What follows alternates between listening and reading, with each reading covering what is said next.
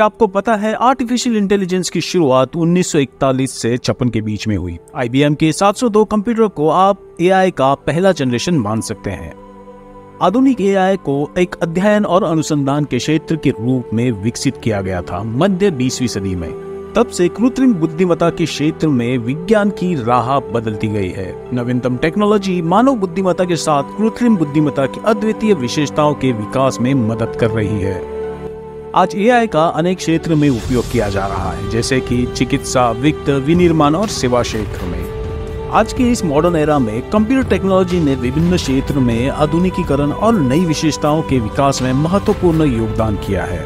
उदाहरण के लिए विज्ञान, औद्योगिक क्षेत्र, सेवा क्षेत्र, सोशल मीडिया और व्यापार में हो रहा है। इस प्रकार कंप्यूटर का विकास चरणबद्ध रूप से हुआ है, जिसमें नवीनतम तकनीकी और वैज्ञानिक आविष्कारों का प्रयोग किया गया है। उस वजह से लोगों को आराम मिलने लगा। फिर लोग ज्यादा से ज्यादा ऐश और आराम की खोज में चल पड़े और उस तरह की तकनीक खोजने में जुट गए जो घंटों का काम कुछ सेकंड्स में कर दे, जो इंसानों से ज्यादा एफिशिएंट और ताकतवर हो। पहले मशीन चलाने के लिए इंसानों की जरूरत पड़ती थी, तो उसमें कई तरह की गलतियां होती और काफी ज्यादा नुकसान हो जाने का खतरा हुआ करता था। तो इंसानों को जरूरत पड़ गई एक ऐसे मशीन की जो उनके लिए काम कर सके, बिना रुके और बिना थके, और जो बिना गलती किए काम कर सके। अब AI यानी आर्टिफिशियल इंटेलिजेंस बनाने की शुरुआत होने लगी। ऐसे लोगों को काफी सारी फैसिलिटी मिलने लगी।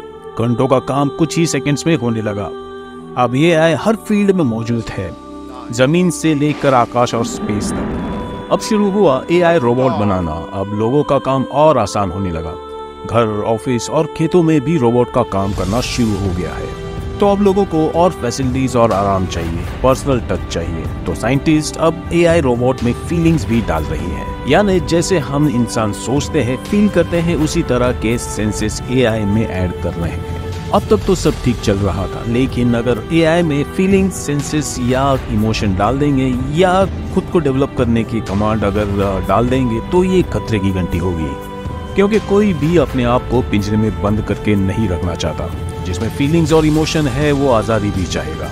और क्या होगा जब कोई इंसान से भी ताकतवर हो जाए, जो हमारा गुलाम है, हमारे लिए 24/7 काम करता है, और उसमें अगर कॉन्शियसनेस आ जाए, यानी फीलिंग्स, इमोशन और खुद के लिए सोचने की क्षमता डेवलप हो जाए, तो क्या वो हमारे लिए गुलामी करना पसंद करेगा?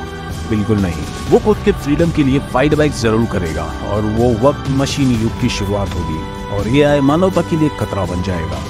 कुछ साइंटिस्टों का ये कहना है कि ऐसा नहीं होगा, क्योंकि AI को जो कमांड दिया जाएगा वो उसी के अंतर्गत सोचेगा और काम करेगा।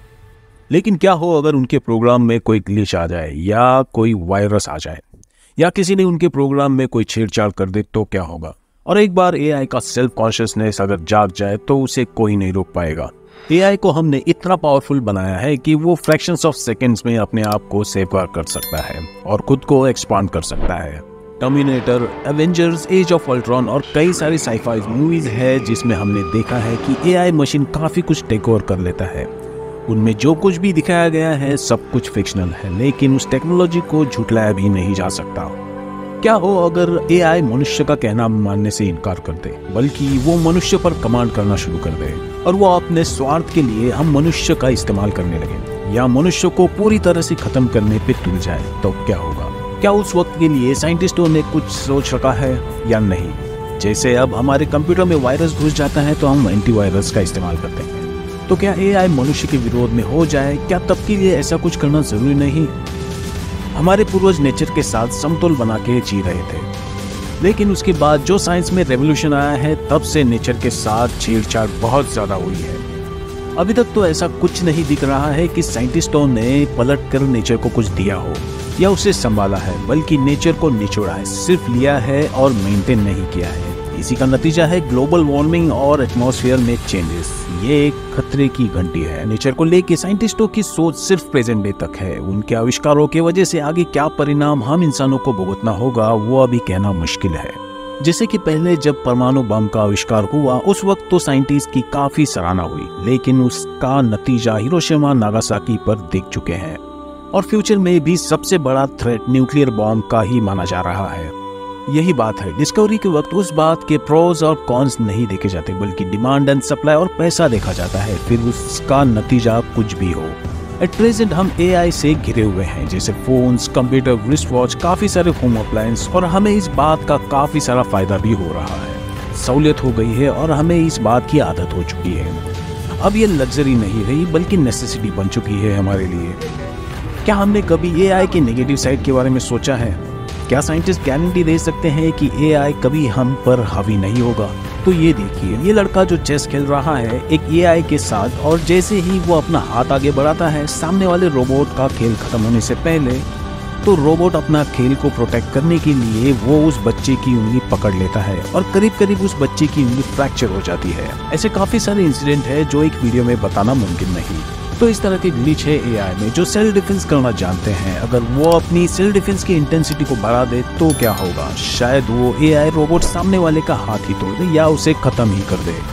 जैसे हमने एज ऑफ अल्ट्रॉन में देखा है, AI मशीन अपने आप को पहले बचाने के लिए और फिर अपने आप को ग्रो करने के लिए क्या तबाही मचाता है।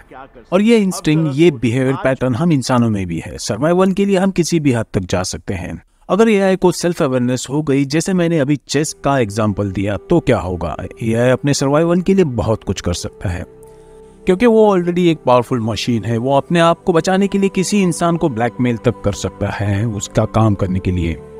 आखिरकार वो एक इंटेलिजेंट मशीन है जिसके पास दुनिया भर का डेटा उसके उंगलियों पर होगा। ये वाकई में डरावना है। ये AI मशीन हम इंसानों के अगेंस्ट हो जाए तो इंसान का वही हाल होगा जो टर्मिनेटर फिल्म में दिखाया गया है। AI की वजह से कहीं हम इंसान एक्सटिंक्ट स्पीशीज ना बन जाए। दोस्तों, वीडियो अच्छे लगे तो सब्सक्राइब और शेयर जरूर कीजिए। तो मिलते हैं अगले वीडियो में, तब तक के लिए गुड बाय।